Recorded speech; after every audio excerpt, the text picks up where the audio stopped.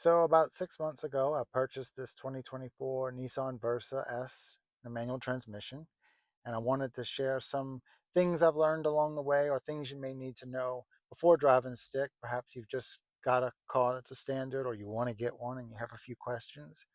So I hope to answer some of those questions here. Some of them might be kind of obvious, but for those who don't know, I wanted to make this video. The first thing you need to know is you're going to have to push the clutch in order to start the vehicle. If you don't, if I just try to turn it on, it's basically like just being in the on position. So you're going to have to push the clutch in and then fire it up. So notice I just came off the clutch because I'm in neutral. But you want to make sure that you're in neutral before you come off the clutch. I mean, unless you're going. But if you're stopped, like I have a parking brake up, if you're stopped, you don't want to just come off the clutch while you're in gear because the car will stall. So one thing I like to do is the neutral wiggle. I mean, as far as coming in the neutral, you just kind of center it back and it'll center itself. But just to double check, especially when your eyes are on the road, I just give a little wiggle. And then you know you're centered and you're in neutral, so you're safe to come off the clutch pedal. So that's something to keep in mind. While we're fooling with the shifter, your shift patterns, they're going to vary depending on how many gears your vehicle has. This is a 5-speed. You have 4 speeds. If you have something really old, you have 3-speed. You have 6 speeds. I believe even one of the recent Corvettes is 7. And your reverse is going to be in different spots. This one is down here. If you have a 6-speed, it might be up here. It might be over here. And there'll be something you need to do to get it into reverse, possibly. This one you don't. You just need to go to neutral first. But some you push down and then into reverse. Other ones have kind of like a little ring here, and you would grab it and pull it up. But shift pattern, it's pretty easy. We'll do that now. So I'll push the clutch in. I'll go to the left and forward. This is first. Then back into the left. And then forward. Whoop, that wasn't in. Let me redo that for you. First. Back into the left for second. And then we'll just go straight forward into third. It centers itself. And then straight back to fourth. And push forward to the right for fifth. And then we'll come back to neutral. And then over into reverse. Backup camera comes on. And then we're back to neutral. We could do the wiggle. And then clutch pedal out. Another thing to know is that when you're on the road, on the highway, interstate, you're at speed, you're not going to be shifting any gears. Don't rest your foot right here on the clutch pedal. Even the little bit of weight of your shoe and your foot, it's enough to slip the clutch just a little bit, to wear it just a little bit more, and it's not something you want to do. You don't want to wear your clutch any more than you already are by driving. So keep it over here on the dead pedal, out of the way, and only get on the clutch when you're actually shifting gears or just manipulating the clutch when you need it. The other thing to know is I would not don't put your hand on the, I mean, I just did it, but don't rest your hand here while you're driving. Really only touch the shifter when you're on the clutch, when you're actually shifting gears, when you need to be. You just don't want to wear out your transmission, your clutch, anything prematurely. You don't want to do that. Another very important thing, basically everything, is finding the bite point. And the bite point is where the transmission's grabbing and you start to go. So I have the car off now, but basically if you were going to go for the first time, what I would recommend is put it in the first gear, drop your emergency brake, your parking brake, and you're in first gear, and then just don't even add gas. I would just slowly back out, and you'll feel it start to catch. Your RPMs will drop some, and the car will start rolling. You'll feel it in your foot. The car might shake just a little bit, and that's your bite point. And once the car, it grabs and you start going, then you're safe to come off the clutch. And basically at that point, you can almost drive it like an automatic.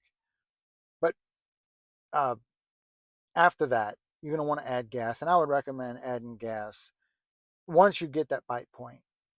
Add gas at the same time or first. I usually add gas just a tiny bit before, I know some vehicles, if you come off the clutch without gas, they could stall. So that's something else to give a try. It'll come in with practice. Next thing to know is that each gear will get a little easier. Your hardest is probably starting out. For me personally, I always found I had a rough 1 to 2. That's the gear that troubled me the most, having a smooth shift with 1 to 2. But 2 to 3 gets easier. 3 to 4 has always been butter. 4 to 5 as well. The revs just, between those higher gears, the revs just don't drop as much. So they're much easier to have smooth shifts. Another thing to know is that when you're parking, it's safe if you're on flat ground to just use the parking brake to hold the car, especially if it's a new car and the parking brake's adjusted well. But like right now, I'm in Tennessee. I've been in Tennessee, so there's lots of inclines and declines. So I usually leave it in gear as well as have the parking brake up. If you're on an incline, point it up, the car wants to roll backwards. So you don't want to put it in reverse because that's giving it what gravity wants. So you'd put it in first. Some people put it in second. I usually just put it in first. But if you're on a decline, the car wants to roll forward. So I don't want to put it in first or second. So I put it in reverse. So basically, put it in the gear that's opposite of the way that gravity wants to take the car. Another thing to think about, as goofy as it sounds, is shoes. Uh, at least for me, shoes can kind of make a difference. I drive differently in different types of shoes. I like to wear Chuck Taylors. That's what I have on now. They're flat soled, a very thin sole. I find them easy to drive in. I get a lot of feedback in the pedals, like in the clutch pedal. I can really feel the bite point. But I drive differently. When I wear cowboy boots a lot, and I find I drive different with their soles and the heel and everything. And then I recently got a pair of just tennis shoes, and I find I drive differently in those because those have not cleats, but the more rubber grip on the bottom of the shoe, and I find I drive much more aggressively in the tennis shoes. So it's kind of sounds goofy, but definitely I feel less in the pedals with those thicker soled shoes. Another thing to think about with that is pedal placement. I don't believe I can adjust the pedals in this car. Seat too. I know recently I took this car for service and the seat, the technician moved it and I moved it back to where I thought it was, but it wasn't where I originally had it. And I found I was more aggressive on the gas and I was slipping the clutch more because I had the pedal not as out at the bite point just from that little bit of, 1 or 2 clicks for the seat that was off. So something to think about, as goofy as it is. And I would say lastly is to just practice. Don't be afraid. Just practice makes perfect. And I don't know that you'll ever be perfect. I know there's people that I've seen online that say they've been driving stick for 40, 50 years and they're still learning. Some days I drive really well. Other days I feel like I have no idea what I'm doing and it's my first day driving.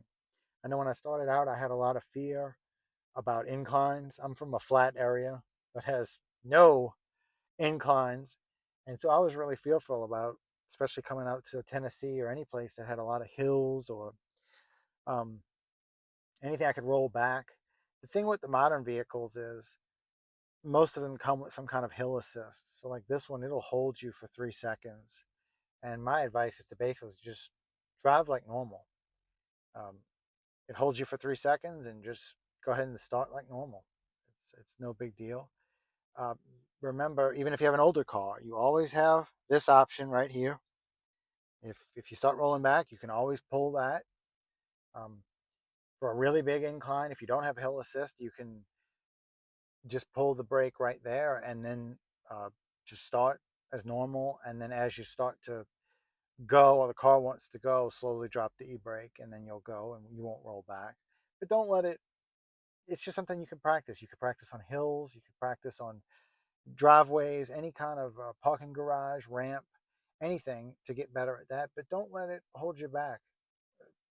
You know, I mean, there's been times where I drive worse in heavy traffic or when there's lots of people around, and that I think that's normal. But as you practice, you'll get better, and you'll find that it's really fun. I find driving fun again, driving stick. I really enjoy it. Um, I recommend it. I suppose the memes are right. You do kind of have a millennial anti-theft device, but to be honest, there's a lot of people in older generations too that can't drive stick or aren't confident enough to drive stick. Maybe they did a while back, but it's kind of cool. And then when you learn it, you can show other people how to do it, and that's kind of a cool thing to know how to do. So anyway, like I may have mentioned earlier, I plan on doing videos of me actually driving. I have a second camera on order because I'd like a camera for where I'm going, and so you can see, and then a camera for my feet and pedals. So once that comes in, I'm going to start shooting videos of that, and I'd like to answer some questions uh, that you may have about driving stick. I know when I first started driving stick, I looked at videos and I saw lots of videos on how to get moving, but I wanted more videos on, okay, well, what happens after you get moving? How do you shift gears, the higher gears? When do you downshift? Um, Rev matching, things like that. So I hope to answer some of those questions with my videos, but if you have any suggestions on what you'd like to see, or you just want to call me an idiot, that's okay too. So I appreciate your viewing this video, and I hope to see you in the next one.